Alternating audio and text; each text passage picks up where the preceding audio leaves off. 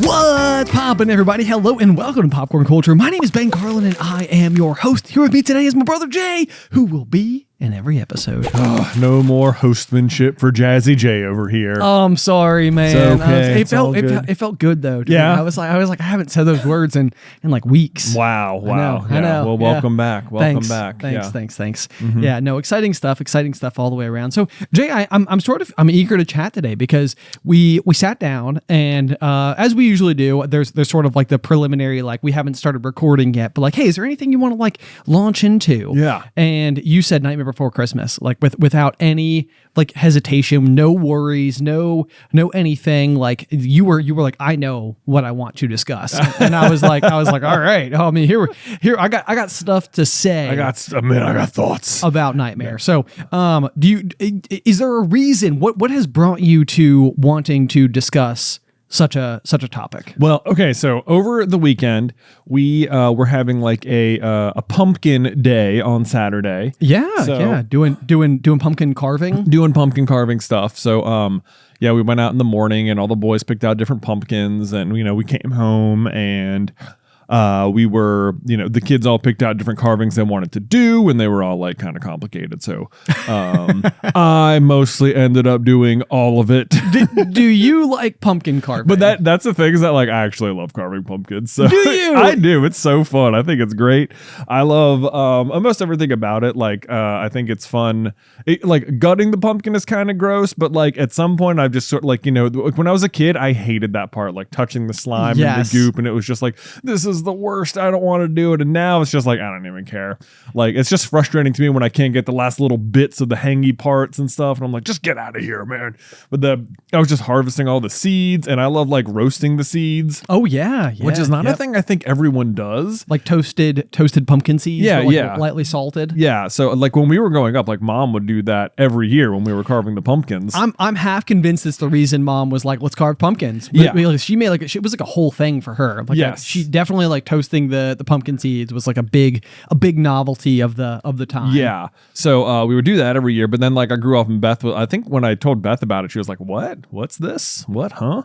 So I don't know if everyone does it or like just eats the seeds inside. Cause like if you buy pumpkin seeds at the store, it's often like those, like they look like green. Right. Yeah. Typically not like the white ones that like just come out of the pumpkins you put on your front door steps. Yes. So like we were looking this up too, cause I always thought the green ones must have just been what's inside the white shell. And like they had been like shelled or something, like sunflower seeds or something. Yeah. Okay. But that is not the case. The green ones just come out of the pumpkin in certain kinds of gourds. And then they're like marketed as pumpkin seeds because the actual thing they come out of is some like hard to pronounce word. Oh, no kidding. Yeah. So if you buy like pumpkin seeds in like the little clamshell clear box thing at the grocery store, those are not true pumpkin seeds. I guess not. Like they're still from just a different kind of gourd. So I don't know how much you want to split hairs between pumpkins or whatever, but so I carved a bunch of pumpkins over the weekend, and I mean it was a lot of fun. And that's I'm glad to hear that, because I think pumpkin carving, and I don't know if it's like maybe sort of like standing with one foot on either side of like two existences in my life a little bit here, but like when I was a kid, obviously I really enjoyed doing it, and it was like always kind of fun to go and like make a mess, and it was a time like when it seemed like the whole family sort of like gathered together, and it was like an event. Yes. And so that was always a lot of fun. But then I think as we like a little bit older, I think there was like a period of time where it was kind of fun to go and do it because you were doing it like maybe for the first time, like as an adult, like like I went and bought my own pumpkins and like didn't have like mom or dad there like guiding me on how to do it and such. Right. And I think that like initial novelty then maybe like wore off. And then since then, it's always been kind of like one of those things where it was like, is there a time where like during the month of October, Alyce and I would rather like make such a mess rather than just like do something else? And so one way or another, this could be like one of those things where it's like you sit down and you're like, oh, I like this. Like this is so fun. Like, I forgot how fun it was. Right. I could see that being the case. So don't let me plant my flag too firmly in camp. Don't like carving pumpkins. But like with the fact that like Addie she's slowly getting older enough that like a lot of the different like annual tradition type things, like leaving cookies out for Santa Claus last year was like something that we did. And like Addison has brought it up the whole year. Like at no point in time did like, I mean, it's so funny because here at the office, we like left our like office Christmas tree up the whole year. And the joke has just sort of been like, well, at this point in time, like we're just close enough to the season to just leave it up again.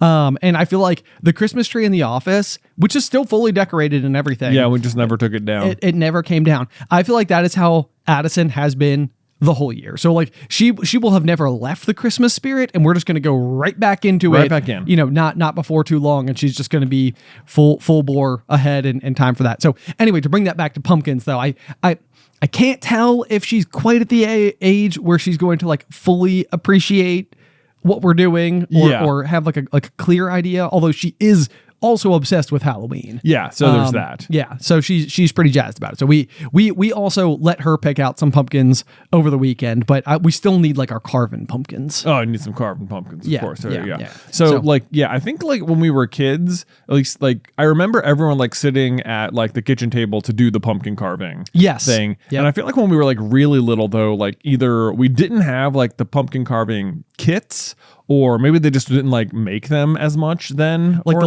little like small serrated. Yeah, like they had like the little serrated blades and stuff. Yeah. Were we just using knives? I feel like we were just using knives. Yeah, I don't know. Goodness. Do you remember? I don't remember. I don't know if I ever remember a time where we weren't using the pumpkin carving kits. But now that I'm saying that, I can like vaguely remember Mom having like these like Pampered Chef brand steak knives. Yeah. That like a piece of me can almost remember holding like the black plastic handle. Yeah. And sawing through it. Yeah. Yeah. And especially the top. The top, yes. I remember it being like really difficult to do the top and stuff. Yes. I feel like there was a lot of pressure about making sure that you cut it at an angle so you have like the manhole cover principle where like it doesn't like fall in. Yeah. Mm-hmm. Yeah. So I remember like having a lot of trouble doing it as a kid. Like, you just like, we'd have like pretty basic faces with like the triangle eyes and stuff like that. Yes. But then I would like, we'd go trick or treating and you look at other people's porches and some people would have just like such cool pumpkins. I know. And I'd always be like, man, how are people doing this? Like, it's so hard, And then I think when I was working at the concert venue. Nice bingo. Yeah, boom. Or maybe even before then, I don't know. It got to be like around Halloween time or so. And I just sort of like got it in my head, like, I'm just going to go carve a pumpkin or whatever. And like, I just like approached it. I hadn't done it in like a long time. And I think I just fully approached it from like, now I'm like an adult who's just sort of doing it. Yeah. With like nothing else to do this weekend. Yeah. Like basically, I think it must have been while I was working there because I was in like a real like Mario phase, like Nintendo kind of zone. And I remember like printing off like a Mario template. And then I had like a whole different approach. Rather than just sort of like winging it or drawing it on the pumpkin, I had like the template and I went through and like made all the little dots around the stencil and stuff. Yep. Like, and then which is like, and like followed the line. Yeah, and just like took the stencil off and followed the lines around and stuff. And it was like I had like unlocked how to do pumpkins. Yes. And it was like, oh, I get it. And then they were so good and they were so cool. And like, even once you knew what to do, then it was like, there was like different ways to like, then all of a sudden, like all the little carving things that came with the set, like made so much more sense. Because they were like, they have like intended purposes. Yes. Like they had intended purposes. And I was like, oh, and like suddenly like the little serrated blade was like worked a lot better when you're like big enough to do it and just like actually saw very quickly through stuff. And I was like, oh, this is so much easier. Right. And then you could like finish it, just have these really cool shapes and like faces on the pumpkins. And I was like, this is awesome. I love this. Did you not carve Beth's own face once upon a time? I did once upon a time. Yes, I looked up like how to make your own like stencils, and you can just go into Photoshop. I think it's like pretty easy. It's just like, making everything black and white, and then I just printed it out and then just carved out the appropriate spots. But yes, I carved Beth's face into a pumpkin one year. That was pretty fun. So I don't know. I felt like I got like good at it, and it's one of those things where it's like, it's not hard to be good at, but if you don't like know how to do it, like you're not just gonna like wing it into success. I do understand what you're saying, because I think that there are some activities that are like that, where it's like the barrier between you like having no idea how to do it and then being able to do it like well is not tremendously high. It's almost just taking like the necessary time. It oftentimes, like, we talk about it like when we go like running and stuff. It's like, how many times as a full grown adult have you just gone outside and ran, like sprinted as fast as you're capable of doing it? Because when you get older, it's like there's not really any reason to ever do it. Right. But then, so I feel like there are certain things that I feel like, and maybe pumpkin carving is one of those where it's like, you know what, maybe if you just spend the time, you carve out the time for it. You carve out the time. Exactly. So here's my pro tip if you want like to do it and look really nice. Even if you just buy the little kits,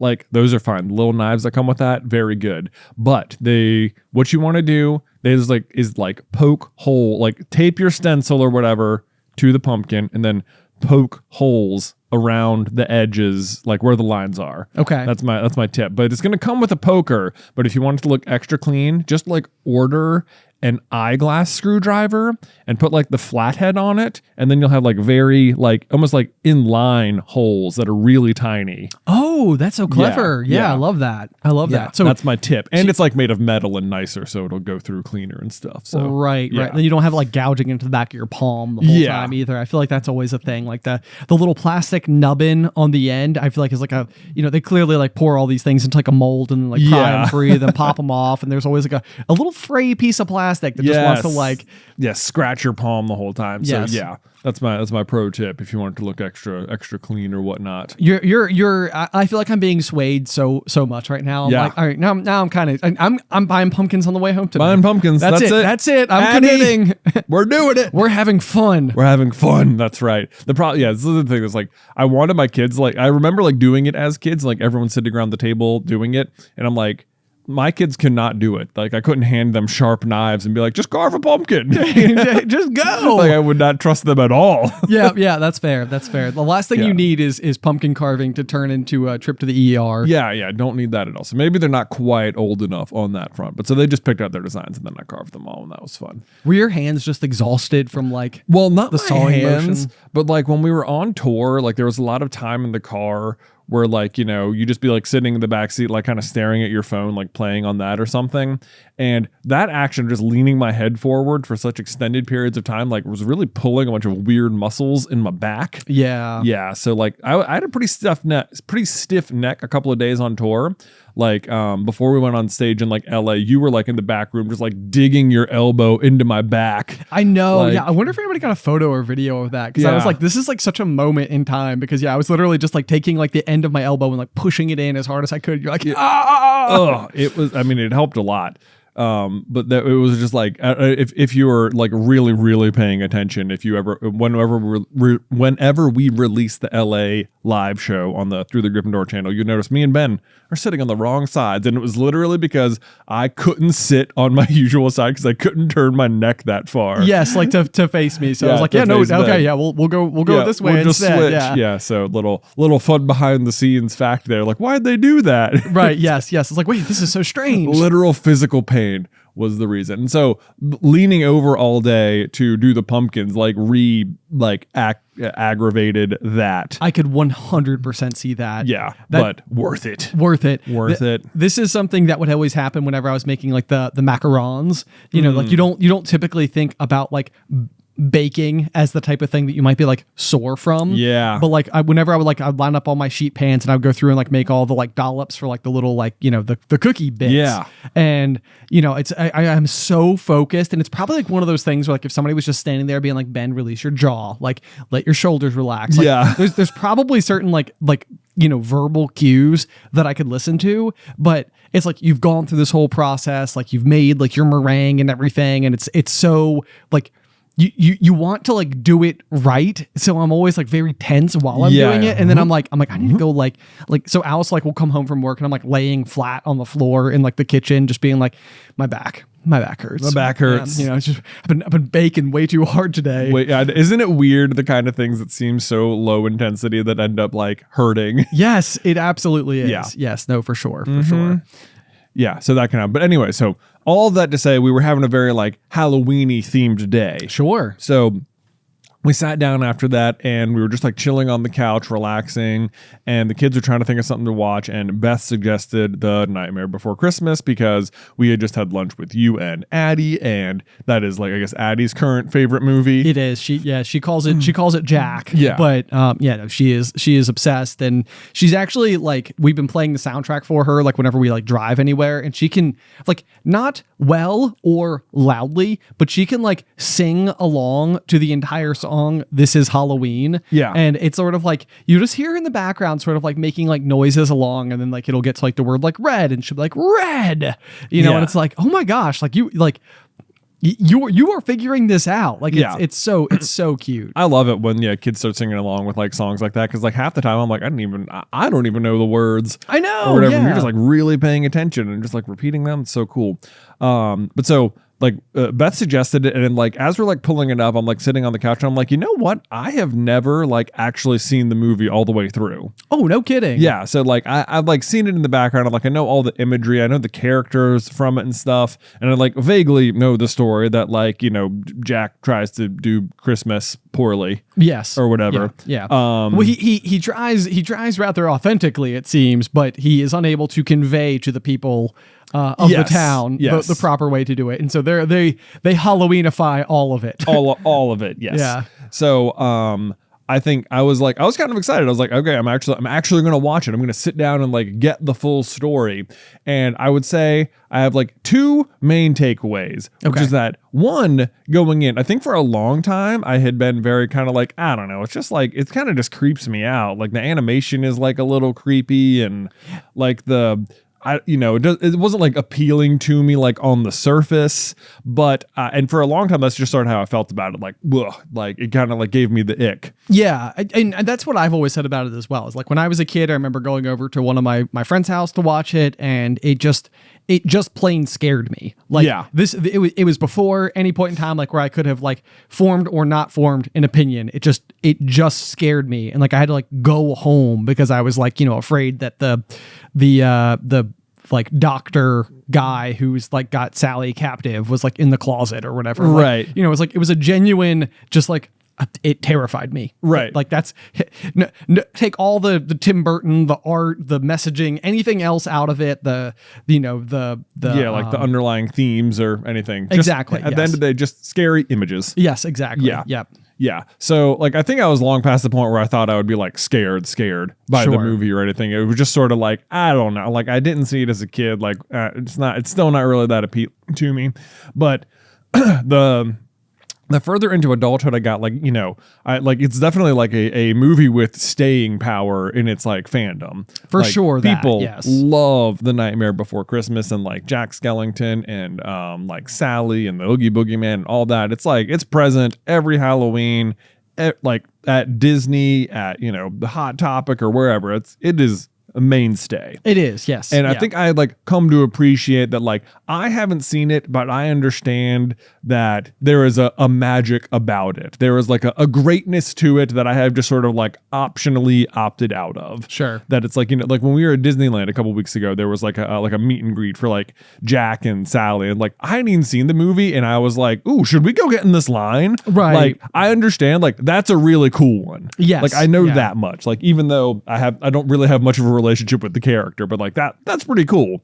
And Jack especially, I feel like his character design is pretty awesome. It's pretty great. Yeah. Like Jack has never been the problem for me. Yeah, no, he's cool. He's not very scary looking. He makes a few like scary faces in the movie or anything, but you know, right. It's not like, oh my gosh, you know, creepy. But so that said, it had gone from like giving me the ick to just sort of being this like, there is like I like appreciate the level of fandom and stuff people have towards this movie that I have not seen. Okay. I'm into enough fandom stuff that I'm like, this movie must have a true greatness about it that I'm just like not a part of, because otherwise there wouldn't be so much fandom about it. So I'd like put it like on a pedestal kind of in my mind. But I'll say, having seen it, I was like, it almost like ruined some of the magic. Oh no. Because I was like, I don't know, like it wasn't like the animation really cool. Yeah, like the stop motion. The stop motion, very nicely done. But I was watching it and I'm just sort of like nothing happens. Like the story is like paper, like nothing happens. You know, Jack is tired of doing Halloween. He goes into one other door, is like, ooh, Christmas, this is fun. And then he tries to do Christmas and he gets shot down out of the sky. And then he's like, boy, you know what? I'm not good at Christmas. I like Halloween. And that's pretty much it. You know, it's like he's feeling bad about it, tries something else, realizes his true self, and that's it. Yeah, you know? I know. I'm sort of with you. Like, I think, and sometimes I've even wondered, because like Alyce, historically, this is like always sort of like our fun backstory, is that like when we were just started dating, I think we were maybe we were like a year in or something like that. But like, you know, we like were going to Disney. We had like bought the camper. Like, you know, we were all excited to like go down and like do this thing together. And that was really like my first proper introduction to like Disney World, because I had not been like since we had been kids. Yeah. So like that was like my first visit back, that then like, you know, for me led to like getting married there and like everything else. And, you know, now we're like Disney Vacation Club members, and, you know, we go with like every year and all sorts of stuff. But I remember we were there and we were walking around and we like went through like the Haunted Mansion gift shop or whatever. And they had like a Jack Skellington costume, and, you know, Alyce, you know, obviously sort of like early relationship type stuff, was like, oh my gosh, like maybe like our, you know, if we have a child one day, they would wear that. And I was like, no, absolutely not. Like that is, you couldn't have picked anything else in this park that I liked less than that. And so it ended up kind of being this like very like, you know, kind of like, you know, we need to like work through it a little bit, because this was like for her, like a real interest type thing. And for me, it was like a real disinterest type thing. And so we did need to like talk it through. And then so now, hilariously, and I think to the, you know, everybody thinks it's to my dismay, but I actually think it's adorable. But that Addison, it is her favorite movie. So like it has been such an arc for me with the film, because I feel like there is no two ways about it. Like things that Addison likes, I really like. Right. You know, like I can't help it, you know, because I'm like, it makes me so happy that when things make her happy. Right. And so that's the best. But like I think I'm like in a similar capacity, like where when I watch the movie, I don't particularly love it. And part of me thinks like, even like when I watch Alyce watch the movie, I almost think that Alyce likes liking the movie more than she likes watching the movie. I know that feeling. You know, and so it's kind of like people have all sort of decided that like Nightmare in a lot of ways can like represent things that the big, bright, colorful, like, you know, Disney phenomenon, like it doesn't fit that same mold necessarily. And so I think like for a lot of people, it's sort of like it's like a way to like lean into sort of like that Disney magic, but doing it in a way that's like a little bit more like counter to like everything else. Right. And so I can kind of get that. And I do feel like there's been like some conversations before that like, you know, Tim Burton's whole relationship, like working at Disney, was sort of this idea of like almost having like more of like a darker side to like himself. And he was like trying to like embrace the colorful nature of Disney, but like, you know, it's sort of like I am who I am type of thing. And in the end, maybe like embracing that completely. So if you sort of like layer Jack's journey onto that, it's almost like I tried to do Christmas, but I can't really do Christmas because I'm Halloween. Right. You know, it's like you can kind of get it. Like you can sort of see like how this someone who is very clearly an artist, like attempted to like project themselves into the character in a way that makes sense. But even beyond that, I just found a line recently that I really appreciated, even if I'm not like applying it to Nightmare Before Christmas so much as just like the greater scope of everything. But I literally, because I've probably sat down and watched it now like a bunch of times with Maddie in piecemeal, and usually I'm not sitting there through the entire thing, but I've seen, but like it's on a lot. It's on a lot. And so, you know, once again, I kind of go to the internet and I'm sort of like, you know, do people really like Nightmare Before Christmas, or like what is the point of Nightmare Before Christmas? And one of the lines that I stumbled across that I'm like obsessed with is, we see the world not as it is, but as we are.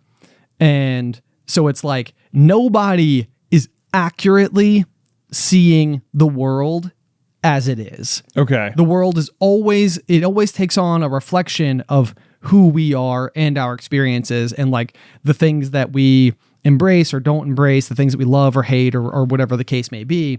And it's like that can influence your optics. Like, you know, any number of people can like walk into an environment and one person might be there and be like, this is exactly what's wrong with the world. And somebody else might be like, this is exactly what's right about the world. Right. You know, it's like somebody could be like, this is people coming together. And then somebody else could be like, wow, there's too many of us or something. You know, it's like everybody is going to like view things very differently. And I think on some level, when I'm trying to like apply that logic to Jack, there's almost a piece of me that thinks like, this is a character who is able to like have enthusiasm about things. And it's almost like he can go and see Christmas Town and everything that's great about Christmas Town. But this is something more like the worldview of Jack himself. So it's almost like he goes into that world. He loves everything he sees because he is somebody who like has that like contagious enthusiasm. Right. But then when he brings it back to Halloween Town, it's almost like all of the people of Halloween Town can only see the world as they are. Right. As Halloween. As Halloween. Right. So it's like, it doesn't matter like how Christmas it is. It's like they can only see Halloween. Right. But that was like the first time. And so, yeah, then all of their efforts to do, you know, Christmas type things end up being just so like horrid. Yeah. But that was like maybe like the first time I ever felt like I actually like related to Jack himself as a character a little bit, which almost actually even feels like the exact opposite of the Tim Burton explanation. Right. Which is that like, you know, he discovered who he truly was, whereas this is almost more like Jack uniquely can see the benefits of both. Right. But the people around him can only see the benefits of Halloween. Right. Yeah. All right. But anyway, so it's been an interesting one because I do think like now when I'm having conversations with people, it's like they might assess something that's happening in the greater world, you know, like global politics or something like that, you know, like just as I hear other people talk about things and like it is all of these like little biases and nuances and experiences that like are feeding into their perception of how something is going. And it's like, that's so fascinating because that is not how I see it. But it's like, this is sometimes I think like why we like two people can have just violently different opinions about the exact same thing. Right. You know, because you're seeing the world as you are. Right. Not as it is. Not as it is and not as they are. Yes, exactly. Right. Yes. Yeah. Which is not to say that anybody can, you know, it's like we are all victim to this particular affliction. Everyone's the center of their own universe. Precisely. Yeah. At the end of it. Yeah. All right. Well, there you go. That's a lot. It's such an in-depth look at you've clearly spent so much time thinking about this particular movie. I have. Yes, because because like, you know, I think the other hilarious thing about it is that like the way I usually describe Alyce to people is I'm like, she kind of looks like a Disney princess.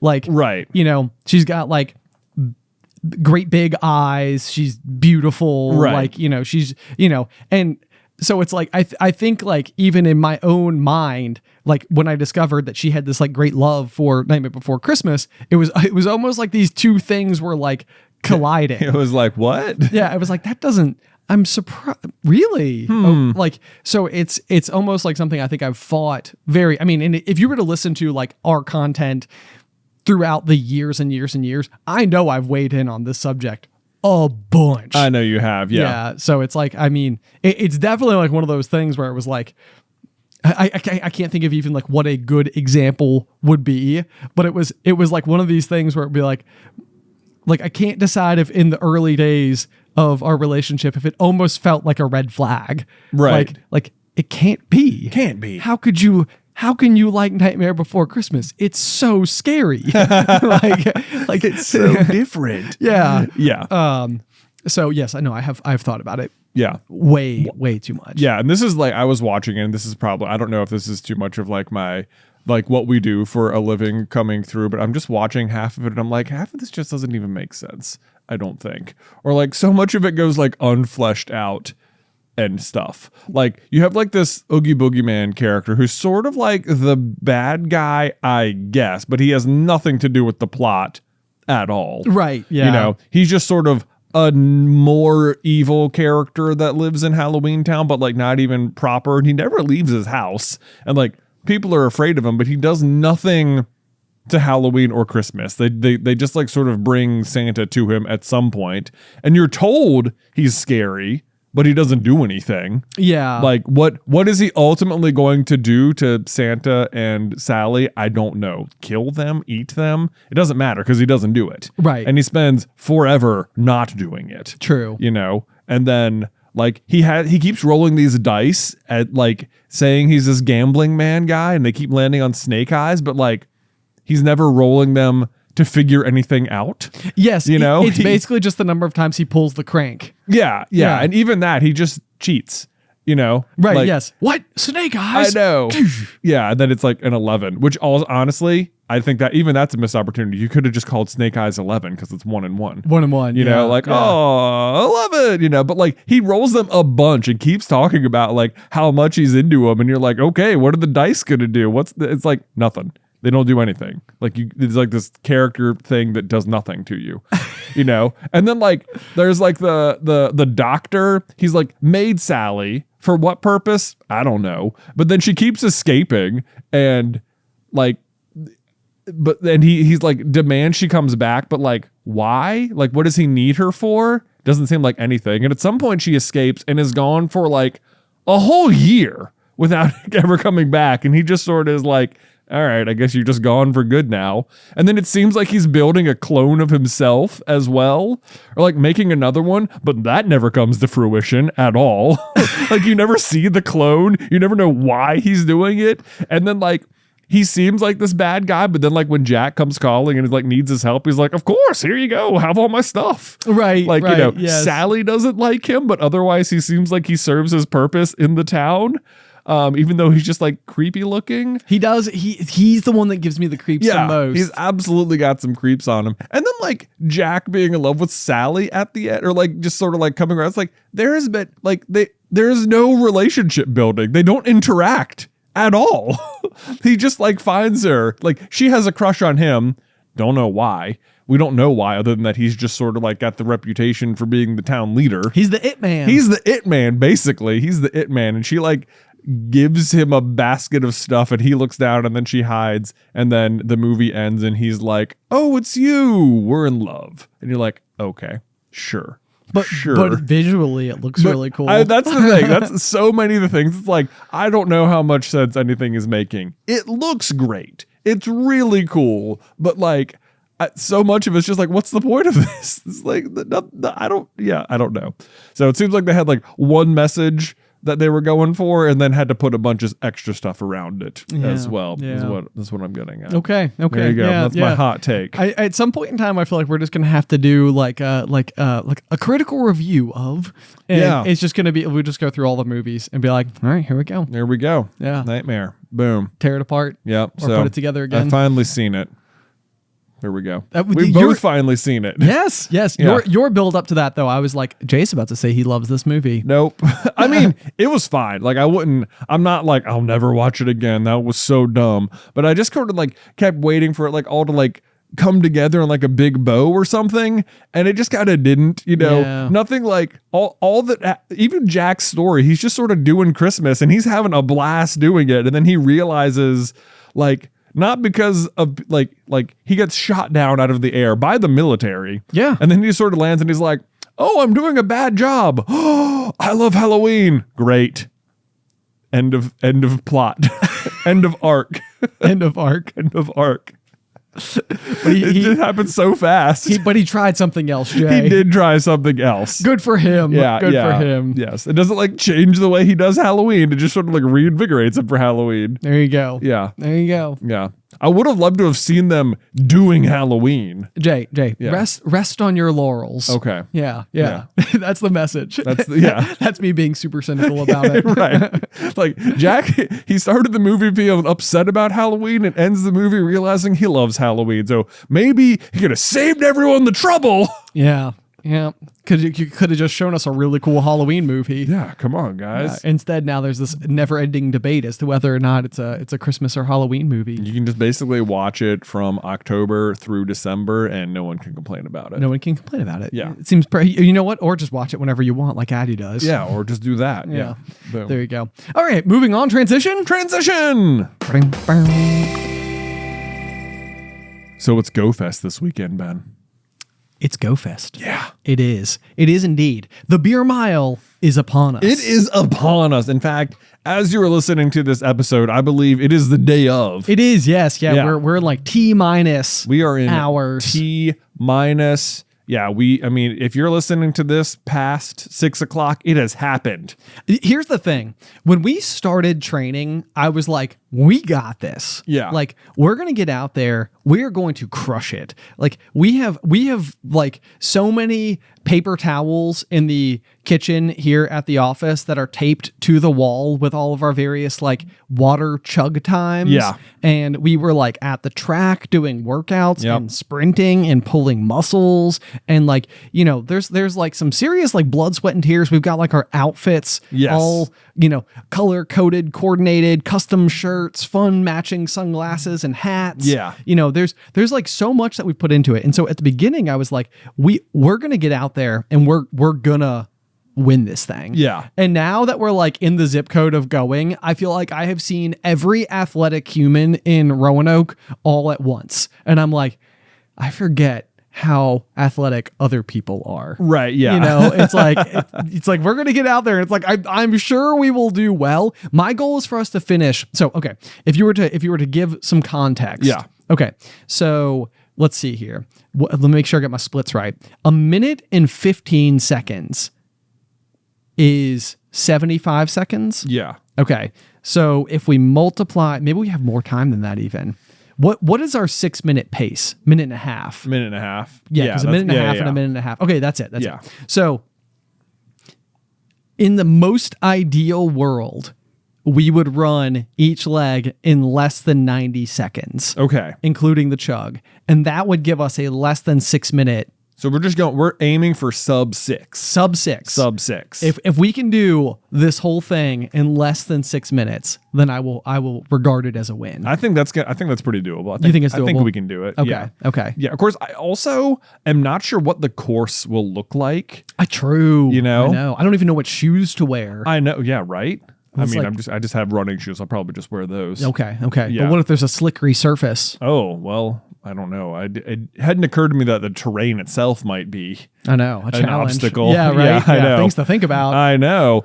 So on one of the descriptions, it says like the legendary switchbacks of Elmwood Park, and I was like, there are no switchbacks in Elmwood Park. Uh-huh. Like, what are they talking about? Which makes me think like there is like normally switchbacks are on hills, and there is like the amphitheater, I suppose, which has a hill. like Or it is a stair. hill, It is yeah. a hill, and then there's like a slope from like Elm Street up to like where the library is. Yeah. You know, and I'm like, they could like manufacture switchbacks there. They could. I suppose. And that in my brain is what I'm like thinking about. Like, will there be like some back and forthing? That's true. through. Because that could slow us down a That could lot. slow us down. Yeah. I know. I'm very. I'm like anxious just thinking about it. Like I'm getting like the sweaty. I know. palms. I'm like I really want to get, because that's the other thing too, is that like it's not like I feel like I've got my chug down. Like I'm at this point in time, I don't think I can chug a 16-ounce cup any faster than like 9 seconds. Well, we've been training on 18-ounce cups, you know. So there is that. So like a full solo cup. That you're right. Like it's so much liquid. Yeah. And so I don't know like if we get out there if it'll be like a 12-ounce. Oh, if it's a 12-ouncer, man, If it's 12 ounce, we can go pretty quick. we're gonna be flying. I know, straight booking it. Yeah, that will be like the thing where like all of a sudden all of your training is truly paid off. And you're Yes. like, take the ankle weights off. Yes, and then 12 ounces. Pfft, time to go. time to go. Do this in 3 seconds, man. I know. Yeah, you're faster than me. And Well, maybe at chugging, not at running, but yeah. maybe it'll balance itself out. perhaps. Yeah. But yeah, so I think that's like the big thing that's in my mind. It's the coldness. It's the coldness. Like, yeah. I feel like there are no instances in my life where somebody can refer to like the iciest, coldest beer that I would be not excited to have. And yet somehow I would to this day say the coldest beer I've ever had in my life was the first time we ever did the beer mile. Wow. And I was like, oh my gosh, this is painful. It is Painfully like, it is cold. like I am eating an iceberg. Right. Man, it is interesting that you remember that, because like I do not in particular remember the coldness of the beer. Was it like that both times we did it? I believe it was like that Was both it? times we did it. Okay. Yeah. It was a very, very like chilled beer. Yeah.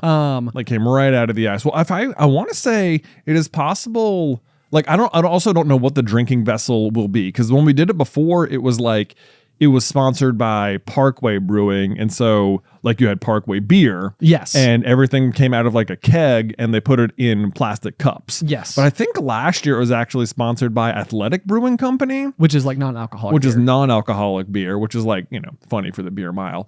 But It makes some sense. it makes some sense, and Yeah. it's like but I don't know what beer we will be drinking, and if it's like that, if it's like a non-alcoholic beer or athletic beer or whatever, then like will it be from a tap? Will they hand you like a physical can of beer? Oh, a a can. A can I know, would yeah. be such like a mix-up. It would slow us down, Would it be in a yeah. bottle? Bottle would be a lot slower too. Glass bottles. Glass That's how the bottle. official people do it. Yeah, if you watch like the official beer mile, it's out of a glass bottle. So we haven't been training on that at all. None I know. whatsoever. That'd Yeah, be- 0 reps. Yeah, that might be worse. I know. I can't imagine they would do glass bottles though, because people tend to throw the Glass bottles would seem Yeah. dangerous for the event and for the the event. spectacle. Yeah. Yeah, there's too much going on. too much. I can see cans. I can see plastic cups. I'm imagining plastic cups. Okay. That seems like the fastest way to do it anyway. That's what I'm picturing. Yeah. That's what I'm picturing. Okay. As well. All right. Yeah. It's going to be good. It's going to be good. We're going to be great.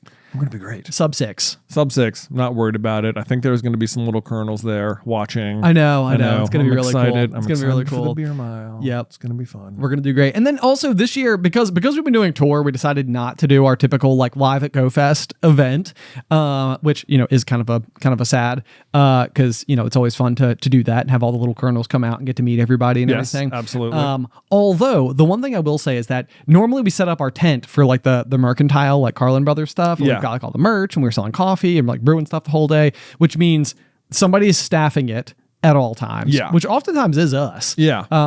We do like a lot of that type of stuff.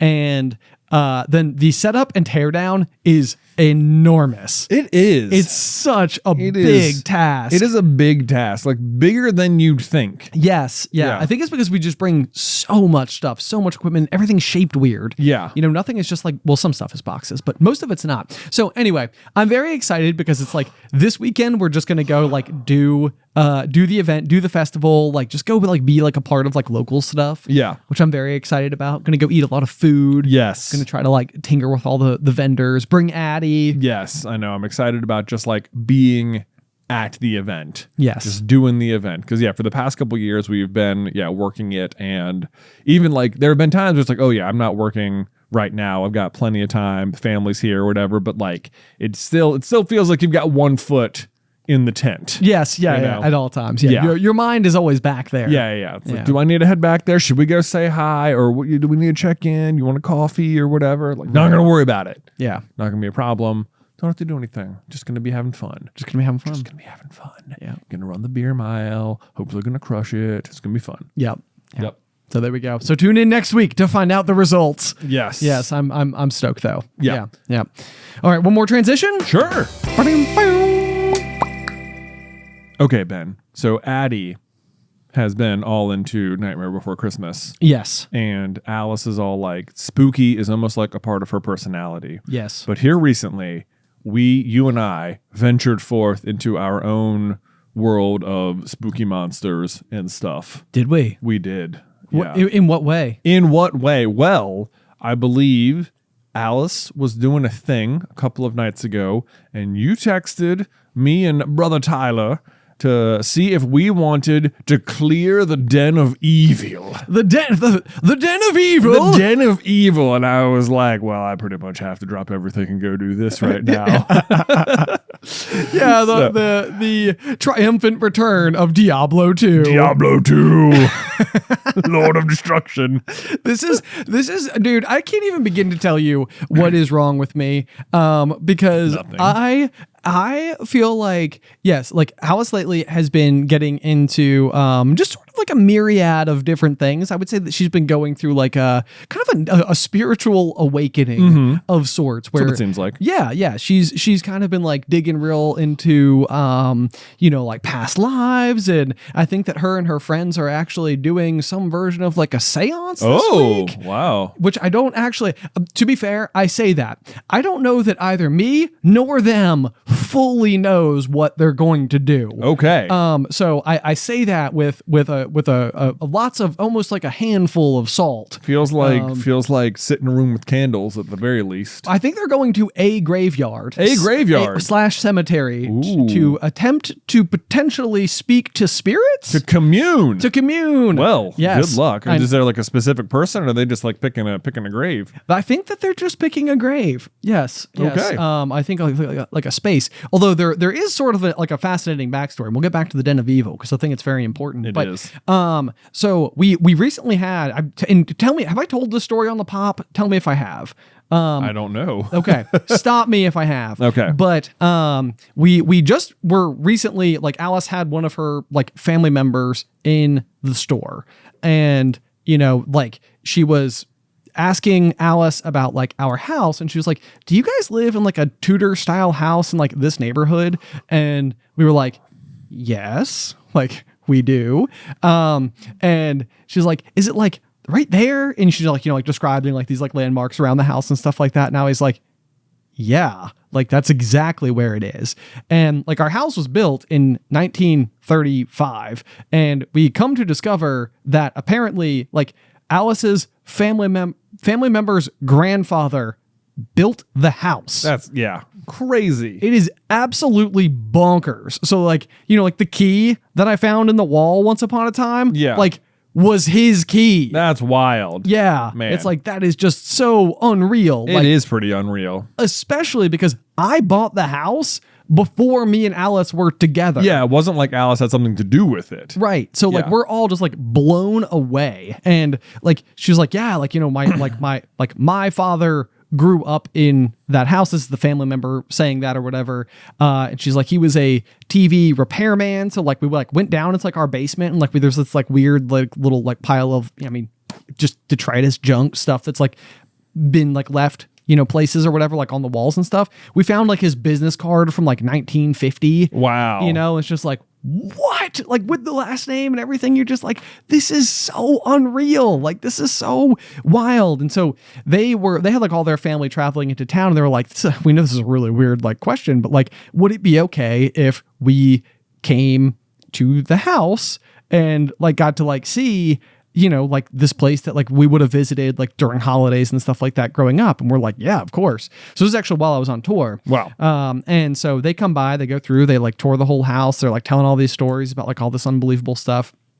And I guess to backtrack just a little bit, like when Alyce first started, like when we first started dating and she was coming and staying at the house and stuff with me, she used to keep saying like that she would see out of the corner of her eye this like man in a hat.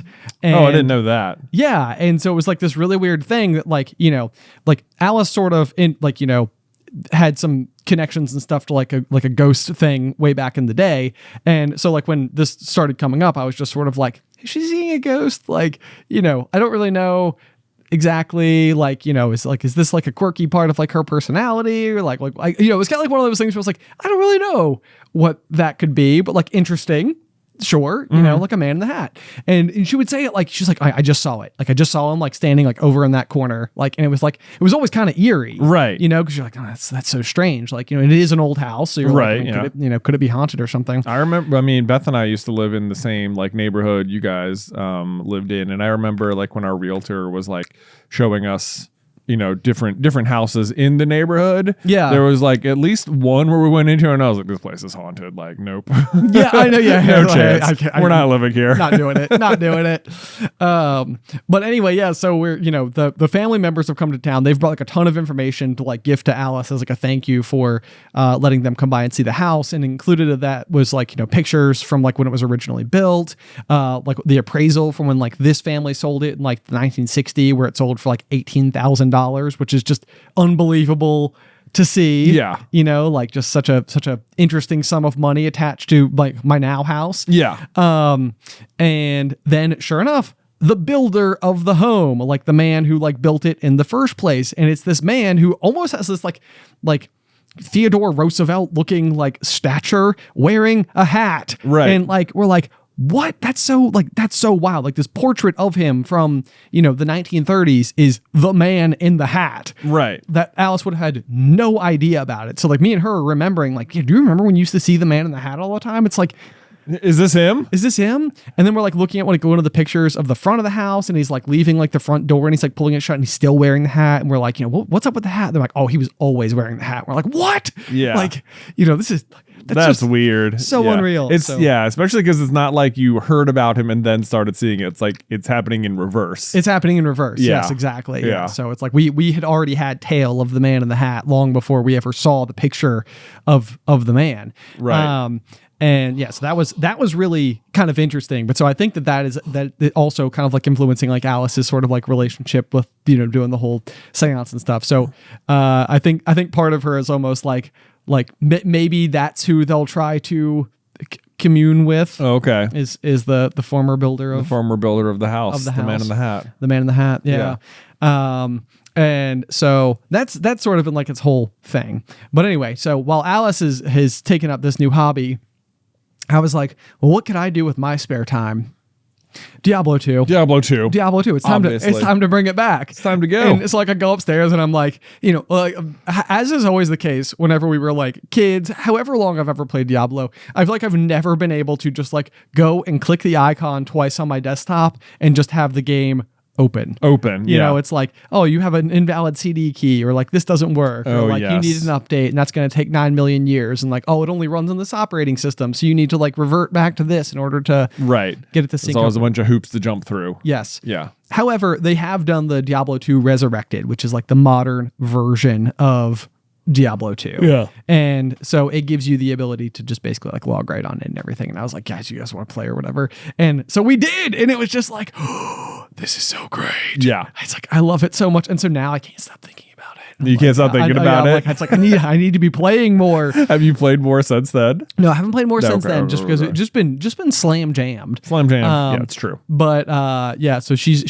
Alyce does have her seance this Thursday. So I'm like, hey man, as good a time as any. Good as time as any, man. I know, yeah. So we gotta figure out a way to like clan up or something, Yeah. Like create like a whole new like legion, right, of D2 players, right? Yeah, just like reinvigorate it, get them back out there, create like a community, and everybody's like just like clan SCB or something, or clan pop, yes, the pop clan, yeah. Sounds awesome to me.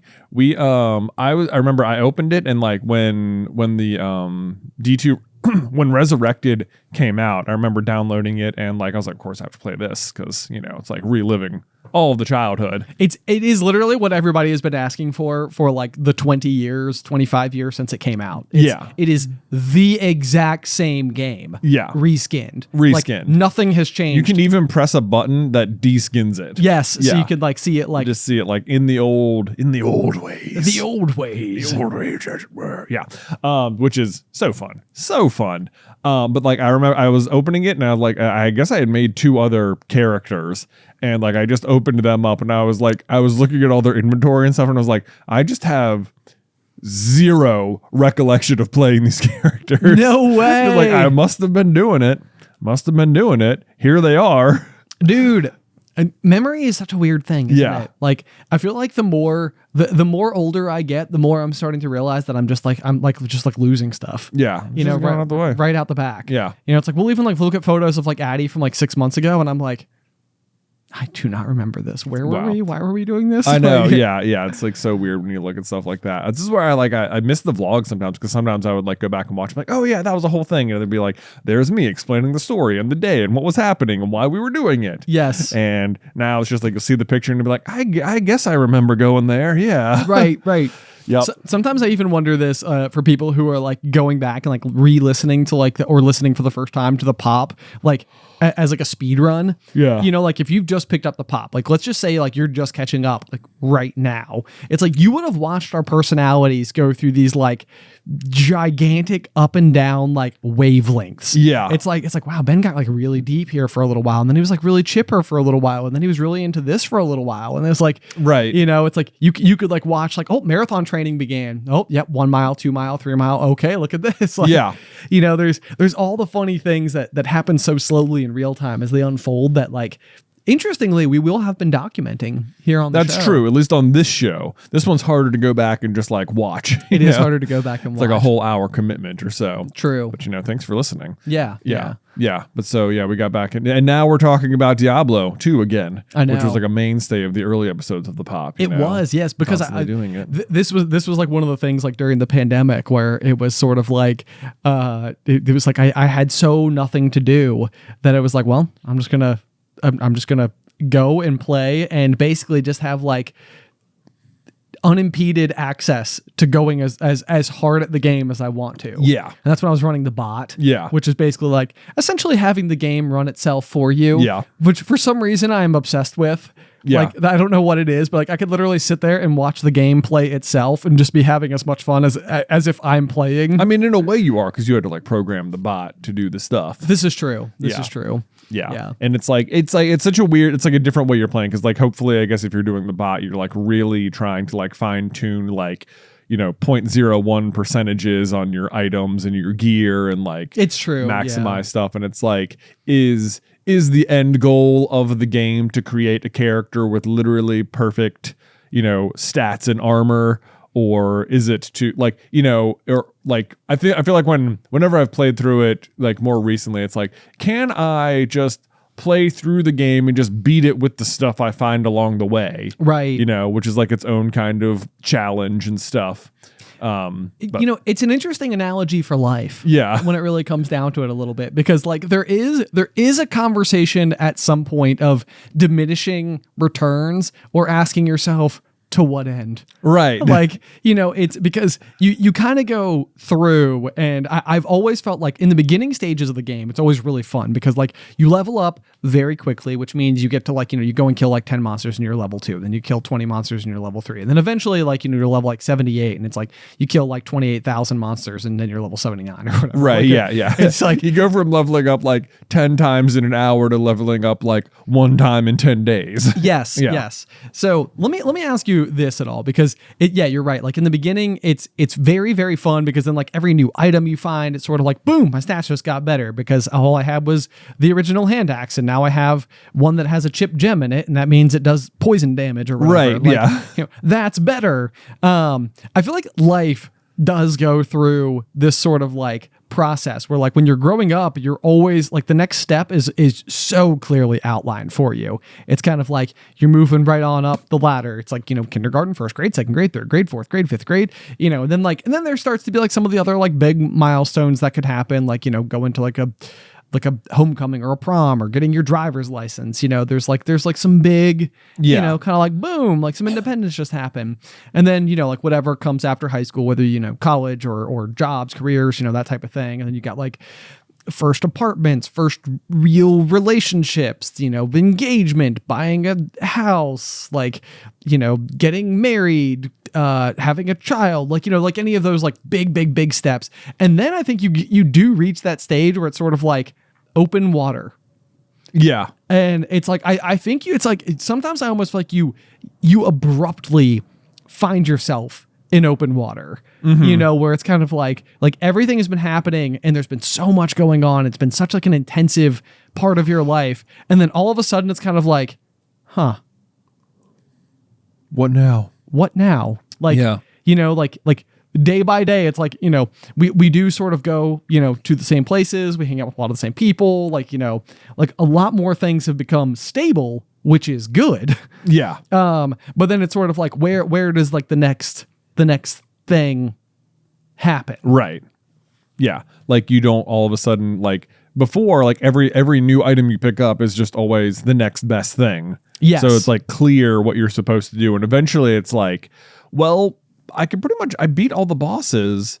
So now what do I do? Yeah. Should I keep trying to get better items? But I can already do it all. So why? Yes, exactly. It's Yeah. like at most you can have the ability to occasionally like show off your gear to someone else who will appreciate it. Right. But there does come that stage where it's like it might just sort of be like a conversation of like, we've all made it so far in life that everybody's all kind of committed to really cool things that are all maybe different from one another, but everybody's kind of got their respective cool things. Yeah. Yeah. Yeah. Because the world obviously has more options than Diablo 2. Obviously. When it comes down to it. But it's a curiosity because I feel like I've like witnessed some people go through it, but like, yeah, it's like you always kind of know like the next thing to look forward to, and they're all so big, they're all so momentous, they're all very exciting and take time and, you know, energy and resources and all the rest of that stuff. But then, yeah, it's kind of like once you get there, then what? Yeah.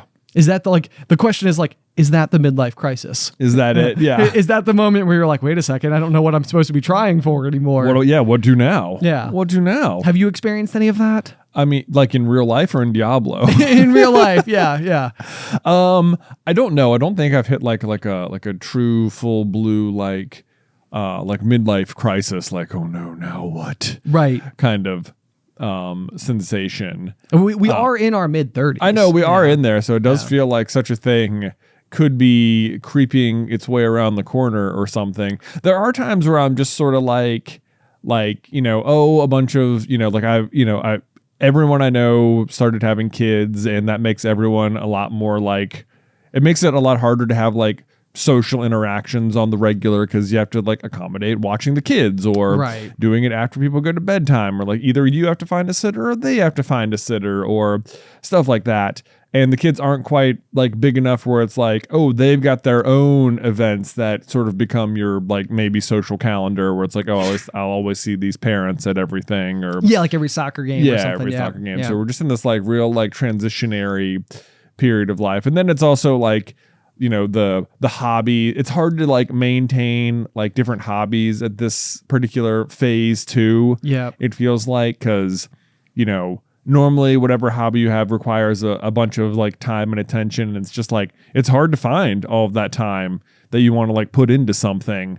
Or like, you know, I was doing like it, or, you know, like you're doing the gardening or whatever, and then it just all gets destroyed by, you know, rabbits or deer. And then it's just like, it just feels like, you know, it can just feel very frustrating or whatever it is. Yeah, you know? no, it's very interesting. Like I'll be so curious to see what the effects are as our generation kind of like grows through. Like I've certainly brought this up a lot in the past, but like it has dawned on me or occurred to me before that like historically, like a lot of like the pro gamers in the world tend to be skewed towards like a younger demographic overall. Right. But like I feel like there's a lot of very passionate gamers who are like going to come out of like the responsibility like era of life and then be like, dude, I got time to practice. Oh, I know. Like, you know, it does feel like there is this like canvas tent covering like the millennial gaming scene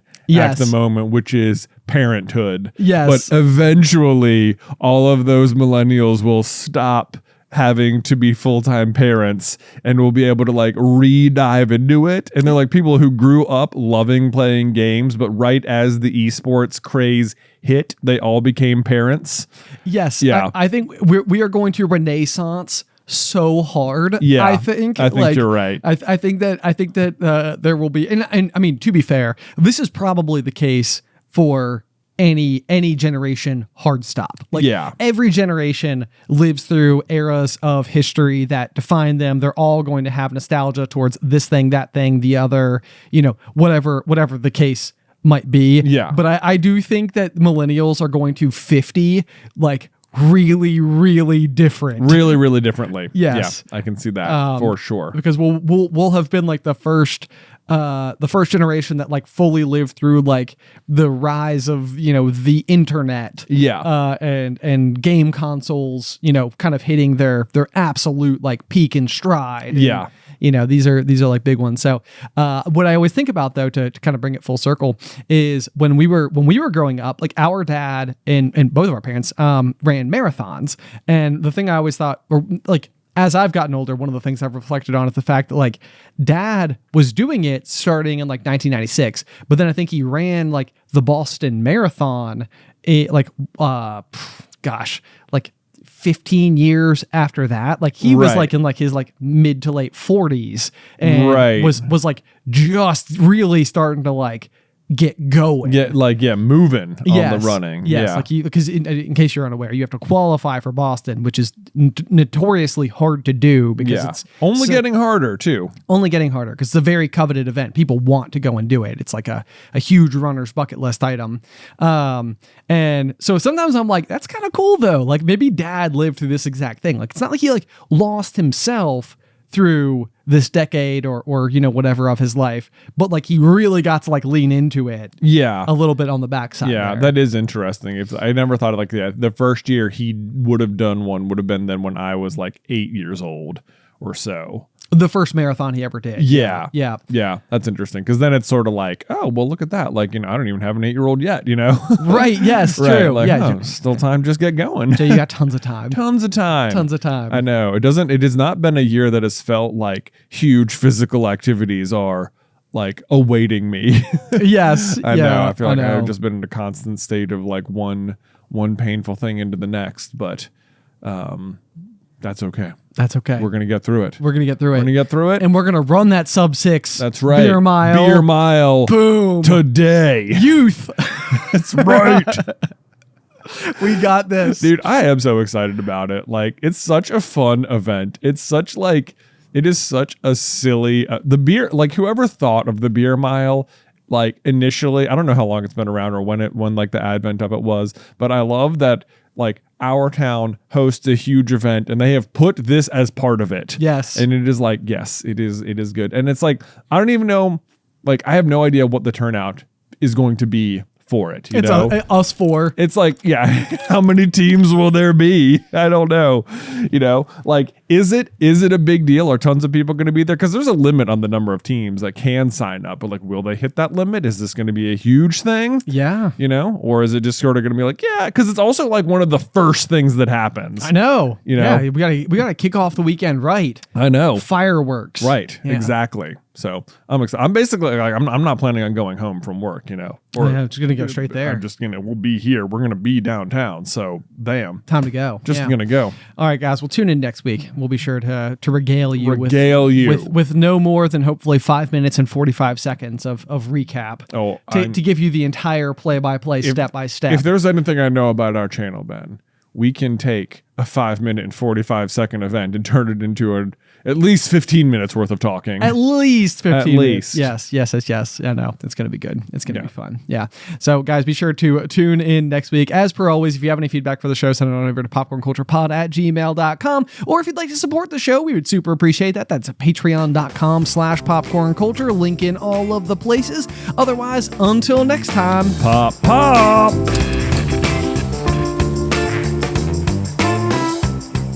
Today's episode was edited by Isybelle Christley. Vaishon Brandon does our art. Catherine Stein is our production manager, and the show is hosted by me and Jonathan Carlin.